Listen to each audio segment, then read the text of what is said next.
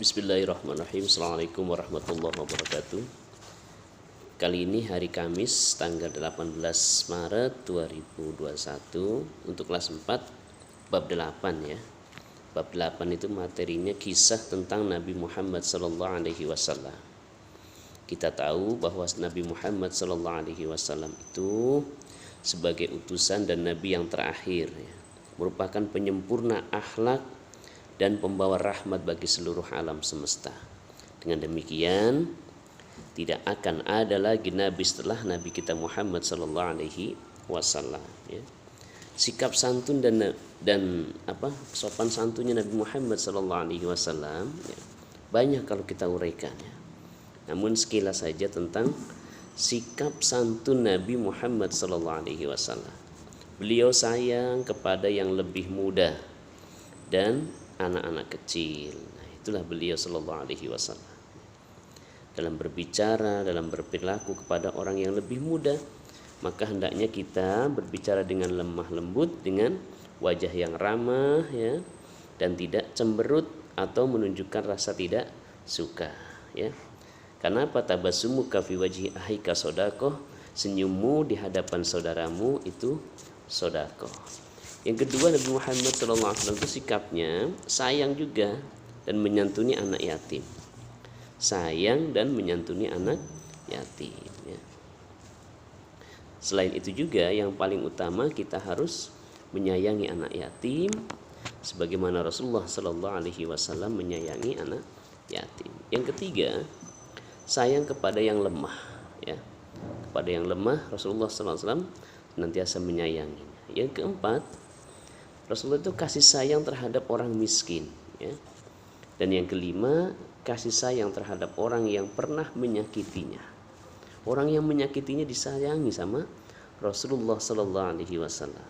Dan yang keenam, kasih sayang terhadap alam dan lingkungannya.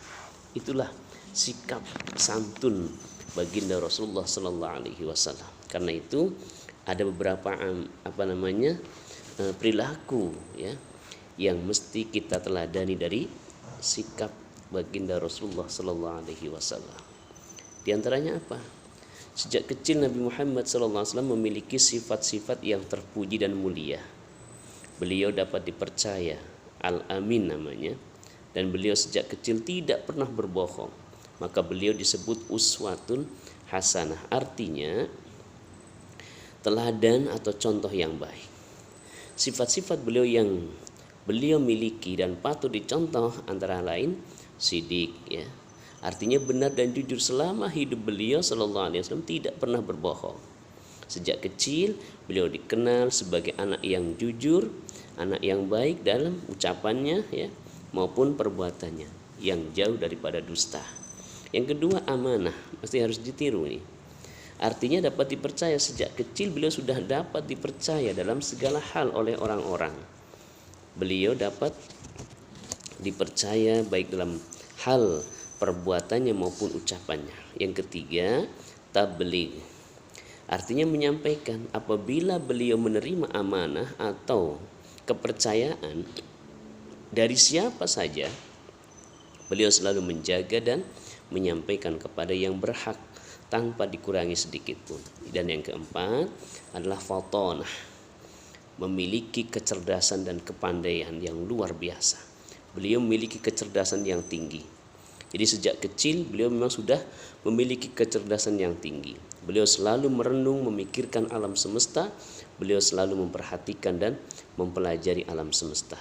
Nah, itulah barangkali ringkasan tentang kisah Nabi kita Muhammad sallallahu alaihi wasallam ya. Untuk itu tugas hari ini adalah seperti biasa mengerjakan uji kompetensi, ada di halaman 53 sampai 54 bagian 1, 2 dan 3 ya.